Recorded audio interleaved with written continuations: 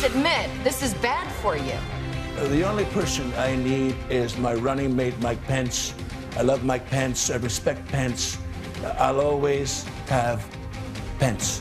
Well, actually, today he said he can't condone your remarks, and then he canceled his campaign events. Mike Pence is a loser. I hate his guts. I call him Puny Pence. That was Saturday Night Live last night. A joke, of course, but there are some very real defections going on. There are now 16 Republican U.S. senators who say they cannot support Donald Trump or that he should reconsider even running. The panel is back with me. Amanda, 16 senators. Take a listen to Senator Mike Lee, who, to be honest, has never really been a big Trump supporter, but this is pretty surprising. You, sir, are the distraction. Your conduct, sir, is the distraction. Step aside. Step down. Allow someone else to carry the banner of these principles.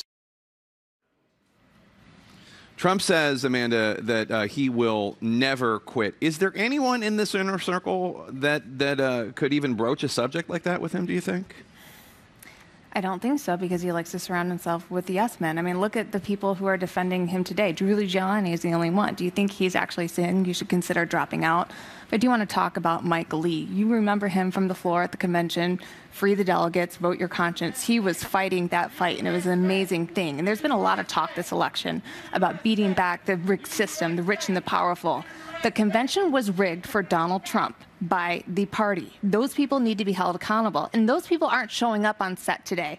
They won't defend what they did and how it was wrong, and they should be held accountable for it. They can turn it around. There is a system that they could vacate the nominee. It's complex, but they need to have those meetings. The fact that people think they can run and hide and cower in the sand from this question is reprehensible. Well, the RNC rules are one thing, but then there's the state-by-state ballots and getting on the ballots, and the fact is that is almost impossible, if not impossible, and people are already voting. The people on the ballot are indicative of the party's preference. They could hold a meeting and change their preference. You cannot change the ballot, per se. It's essentially shorthand, a bait and switch, but they would have to do it. It would be very controversial, but they should be talking about it if they recognize that Donald Trump is talking about sexual assault and criminal activity. Can I say something?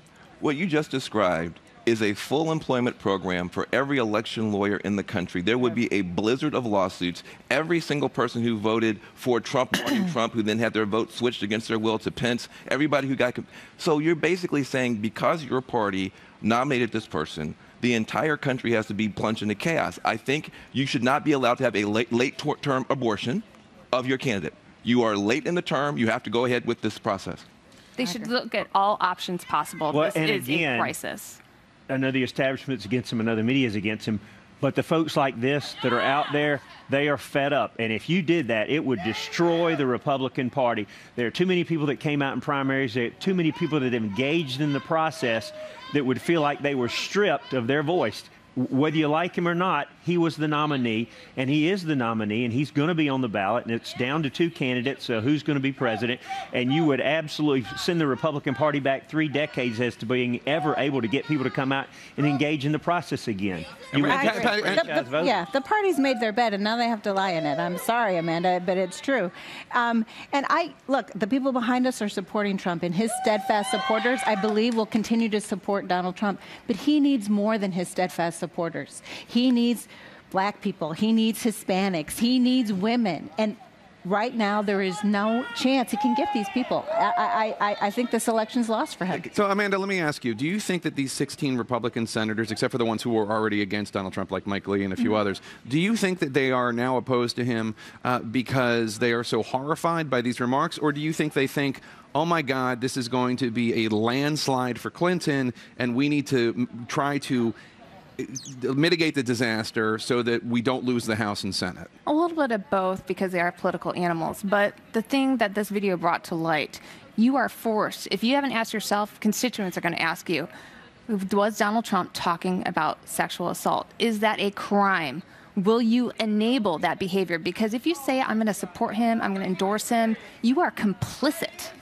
in what he's talking about. Look, I just want to take a bigger step back. This is a big moment, and we're focused on it, but I want to take a bigger step back here. How did we get here? Right. How did you get a Republican Party willing to nominate someone like this? Let's not forget that you have a failure on the part of the Republican leadership on the one hand, but we can argue about what that was. I would argue as a Democrat, President Obama put forward completely moderate proposals. He put forward proposals. Obamacare was Romney Care. Cap and trade was the Heritage Foundation.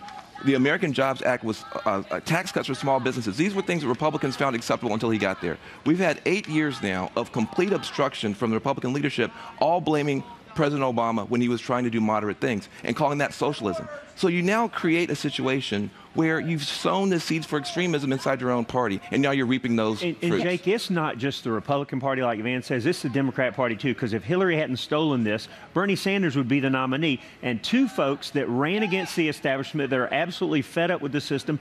People want drastic change because of what the United States Congress, Republicans and Democrats have done for too many years. Andre Bauer, I'm sorry, it's all the time we have. It was a great panel, everyone. Thank you so much.